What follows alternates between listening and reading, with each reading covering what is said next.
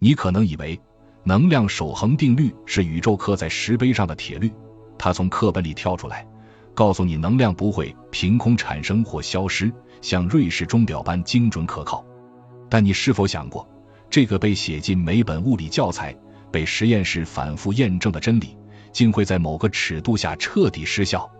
当我们的视野超越地球实验室，投向100亿光年外的宇宙深空时，这个科学圣牛突然露出了脆弱的一面。能量可以公然消失在虚无中，也能从无到有的被创造，而规则的制定者竟是宇宙本身的膨胀轨迹。要理解能量为何会不守规矩，我们首先得弄清楚它在日常尺度下为何守规矩。这得从一位传奇女科学家说起，艾米·诺特。这位被爱因斯坦称为史上最伟大女数学家的学者，用一条震撼学界的定理揭示了守恒定律的本质。每一条物理守恒定律都对应着一种时空对称性。什么是对称性？想象你今天扔一个球，记录它的轨迹和能量，明天、下个月甚至明年，只要扔球的力度、重力和空气条件不变，结果会完全一样。物理规律不调时间，这就是时间平移对称性。诺特定理指出，这种对称性直接保证了能量守恒。换句话说，能量守恒不是天上掉下来的法则，而是时间对称性的副产品。因此，要破坏能量守恒，只需破坏它的母体时间对称性。那么问题来了，宇宙尺度下，时间对称性还存在吗？答案是否定的。我们的宇宙不是静态舞台，而是一张正在拉伸的时空巨网。当空间本身不断膨胀时，物理规律的表演舞台时刻在变化。昨天的1米，今天可能已被拉长。这种动态的几何变化彻底打破了时间对称性。就像你在不断缩小的操场上做实验，测量工具和场地都在变，实验结果自然无法重复。此时，能量守恒的根基被抽走，宇宙的总能量再无不变的保证。如果说时间对称性破坏是理论根源，那么宇宙学红移就是最直观的证据，它让能量在我们眼前蒸发。许多人会把红移与多普勒效应混淆，比如远离的汽车鸣笛变低，但宇宙学红移的本质更震撼。光的能量流失不是因为星系在空间中跑远，而是连接我们与星系的空间本身在拉伸。想象一束光子像画在橡皮筋上的波浪线，从遥远星系出发飞向地球。当它穿越100亿光年时，脚下的时空橡皮筋不断被拉长，光子的波长被越拉越长，从蓝光变成红光，最终可能变成无线电波。关键来了，光的能量与波长成反比，短波长的蓝光能量高，长波长的红光能量低。当宇宙膨胀不断拉伸光子波长时，光子的能量不可逆地流失了。更诡异的是，这些消失的能量没有转化为其他形式，它们既不加热空间，也不变成质量，就像被宇宙注销了一样。在地球实验室，能量损失总有去处，比如摩擦生热，但在宇宙尺度下，能量可以直接人间蒸发。如果说红移是能量的消失数，那么暗能量就是能量的无中生有数，它用更颠覆的方式挑战着守恒定律。暗能量是宇宙加速膨胀的幕后推手。20世纪90年代末，科学家发现宇宙膨胀不仅没减速，反而在加速。这个发现颠覆了引力会拉慢膨胀的传统认知。更奇怪的是，普通物质如气体、恒星会随宇宙膨胀被稀释，体积变大，密度降低，但暗能量的密度却保持不变。举个例子，假设1立方米空间中有一份暗能量，当宇宙膨胀使这1立方米变成2立方米时，暗能量的密度不变，所以2立方米空间中会有2份暗能量。换句话说，宇宙每长出一块新空间，就会立即创造新的暗能量填进去，这像极了拉伸1张美元，结果多出1张美元的魔法。如果红移是能量的流失账户，暗能量就是无限透支的信用卡，两者共同证明，在宇宙尺度下，能量守恒只是局部的幻觉，真正的规则由动态的时空几何书写。看到这里，你可能会疑惑，既然能量守恒在宇宙中失效，为什么我们的手机能正常充电，苹果落地还能精确计算动能？答案藏在尺度二字里。我们生活在银河系的稳定角落，太阳系的空间膨胀速度慢到可以忽略，每100万光年仅膨胀约20公里。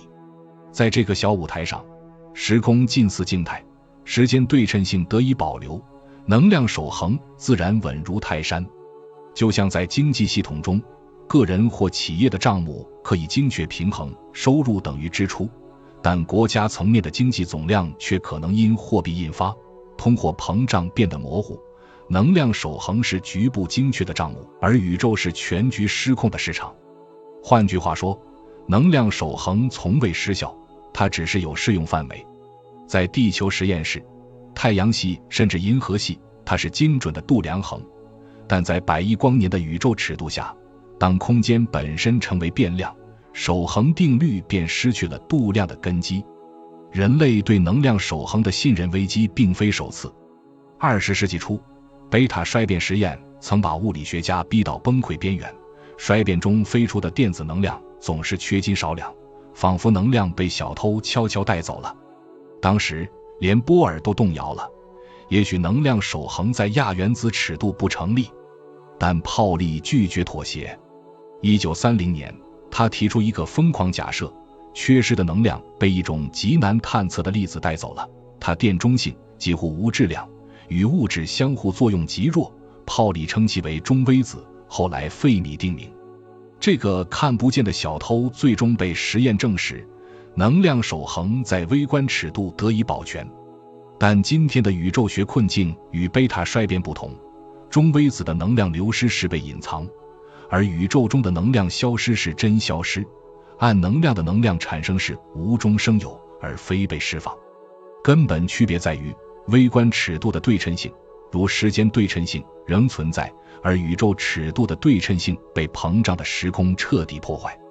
如果说宇宙尺度的能量破坏是永恒的，量子世界的能量破坏则是短暂的，它由海森堡不确定性原理调控。不确定性原理告诉我们，无法同时精确测量粒子的能量和时间。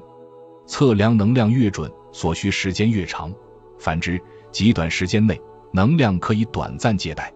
这意味着，看似空无一物的量子真空，实则是虚拟粒子的狂欢派对，电子与正电子对，光子与反光子对等粒子不断从虚无中蹦出，存在仅时的-23次方秒，随后湮灭还债。它们的能量来自时间漏洞，但存在时间太短，宏观上无法察觉，能量守恒得以表面维持。如何证明这些幽灵粒子存在？卡西米尔效应给出了答案。将2块光滑金属板紧贴，距离小于头发丝，板间空间会挤压部分虚拟粒子波动，导致板外虚拟粒子压力大于板内，最终金属板相互吸引。这种力不是电磁力或引力，而是量子真空能量的直接体现。它证明，即使在空的空间中，能量守恒也在以我们看不见的方式被短暂打破。爱因斯坦为何没在广义相对论中定义宇宙总能量？答案藏在引力的本质里。广义相对论中，引力不是力，而是空间的弯曲。要计算引力场的能量，需要一个不变的背景作为参考，就像用尺子量长度，需要尺子本身不变。但宇宙的空间是动态膨胀的，没有这样的绝对背景。这就像用一把不断变长的尺子量身高，结果永远不确定。物理学家尝试用伪张量等数学工具绕过这一问题，但它们仅在局部，如太阳系，有效，无法描述整个宇宙的能量。因此，能量守恒在全局失效，不仅因为能量消失或产生，更因为宇宙的数学结构让总能量失去了定义的可能。我们能精确计算一个星系、一颗恒星的能量，但面对整个宇宙时，就像试图用漏勺装水，连容器都不存在，何谈总量？从贝塔衰变的中微子到宇宙学红移，从量子真空的虚拟粒子到暗能量的无中生有，能量守恒定律的边界被不断重新定义。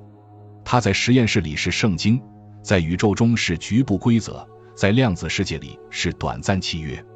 这不是定律的失败，而是人类对宇宙认知的升级。我们终于明白，所谓永恒法则不过是特定尺度下的观察滤镜。